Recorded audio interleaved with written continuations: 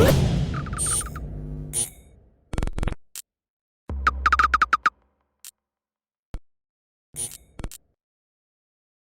is Andi Purewal for Boxing Social in association with Betfred. I'm delighted to be joined by Jay Quigley out here in Las Vegas. Jay, how are you? Yeah, I'm feeling great. It's the exciting time now, fight week. Everything's coming together and we're looking forward to fight night. It's good to hear. Talk about your camp, obviously trained by Andi Lee. How are things going with Andi? I know he couldn't get out here.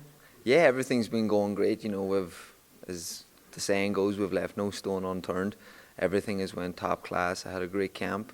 Some of it was in Markham over at the Fury camp, some of it was in Dublin, and now we're just finishing off here in Las Vegas, which is everything's top class. Really looking forward to the fight now. Can't ask for anything better. For those back home, just explain to everybody why Andi was unable to get out here. Yeah, just travel reasons. He couldn't get away for travel reasons. So talk about your team. What's your team, or who's in your team heading into Saturday night? Yeah, so I have Rob McKeever here, I have Gary McCullough, and I have Wayne McCullough as well, who's going to be doing my corner on the night. I'm good friends with Wayne throughout the years and my time over here in LA. I've worked with Wayne on numerous occasions, and it's great to have a former Olympian and world champion in my corner, exact same as Andi Lee. Jay talks about this fight with Shane Mosley Jr. It's an interesting matchup. What are you expecting from Shane? How much of his career so far have you watched? To be honest, look, I don't really look at other fighters too much. I concentrate on my own game. I concentrate on me becoming the best version that I can possibly be and bringing my best game on the night. You know, Shane is a very good fighter, brings a lot of great attributes to the game, and he also has a few flaws in his game that I'm looking to expose come fight night. But until then, you know, we're going to enjoy fight week. We're going to get ready to rock and roll, and we're going to take care of business on Saturday night. What should people be expecting from yourself, though? You know, during this camp, what have you in particular been working on? Just being an even better version of myself. You know, working on things, just improving, different small things. No massive changes, no big changes. Just little small things, physically, mentally, and just getting in there, putting it all together, come fight night, and putting in a great performance. Jay, victory for you on Saturday. Have you thought about what you would like to do after this fight? Yeah, of course. You know, as a boxer, I think we're all looking to see where we want to go to and where we can get to. Obviously, I want to become a world champion. This is my first real big step now to becoming a world champion. And you know, the likes of Andrade's out there, Jaime Munguia for a world title eliminator. All those fights are out there. But first off, I have to take care of Mosley on Saturday night, and then we can fix the path then to the world title fight. I just want to touch on some of those names. You mentioned Demetrius Andrade there. He was recently successful against Liam Williams. Just to touch on that first and foremost, what did you make of his performance and his win there? Yeah, you know, Andrade he's a very good fighter. A lot of people underestimate him and underrate him as well. I think he's a very good fighter. Liam Williams, good friend of mine as well. I trained with Liam for a good few years in the Engel camp, and you know, Liam put it up to him big time. Didn't let him breathe.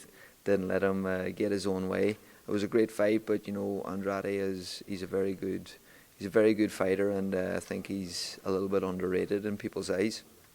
Then you've got the other world champions in Charlo, Golovkin, Murata as well. Eubank Jr., who holds one form of a world title with himself as well. What do you make of the rest of the scene?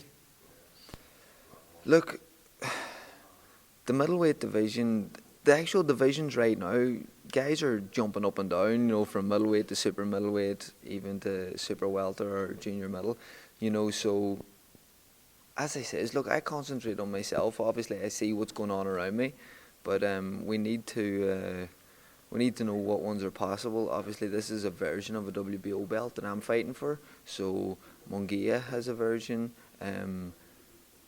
Andrade is the champion. So, obviously, that's the path kind of that I'm looking at.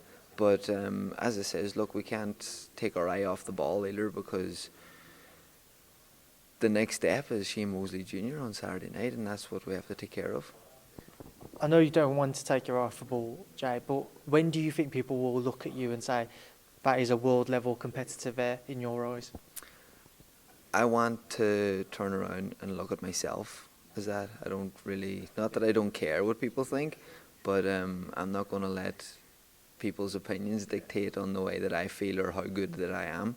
because in boxing it's a crazy sport. You're only as good as your last fight. You go in there and get beaten your last fight, people give you no chance. You go in there and knock a guy clean out, you're the next best thing. So for me, I'm concentrating on myself, and I know, and my team know the capabilities that I have, but now it's time to go and prove that, not to anybody, only myself. Moving forwards, well, I'll say moving backwards rather, we saw Canelo Alvarez defeat Billy Joe Saunders. I remember earlier this year you was doing a few interviews calling for that fight for yourself. But what did you make of their bout? It was like, I thought Canelo was pretty comfortable throughout the whole fight. Billy Joe was, landing some good shots and using his speed and his footwork, but it never looked like he was going to trouble Canelo. Canelo never looked in bother. He never looked like it was getting away from him. It always looked like Canelo was, ready to switch it up, which he did do, and it was a good victory for Canelo. I hope Billy Joe is okay, and there's no real serious injuries, even though it was a very bad one. But hopefully, if he wants to fight again, he can. But yeah, it was a great performance from Canelo. And obviously this past weekend, Josh Taylor becoming an undisputed champion at super lightweight. Just your thoughts on Josh doing so?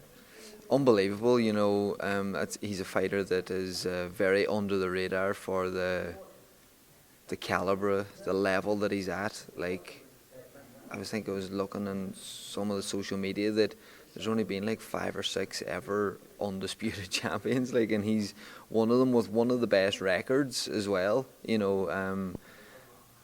He's an absolute superstar, and I think that he should be treated like that as well. Right, Jay, we will leave that there. I'll leave you to enjoy the rest of the day, but I'm going to leave a final word to yourself. For everyone back home, what would you like to say to them? Thanks for all the support. Keep supporting, and let's get ready to rock and roll come Saturday night. Jay, I appreciate your time. Best of luck with the rest of this week, and of course on Fight Night. Thank you for speaking to Boxing Social. Thanks very much for having me.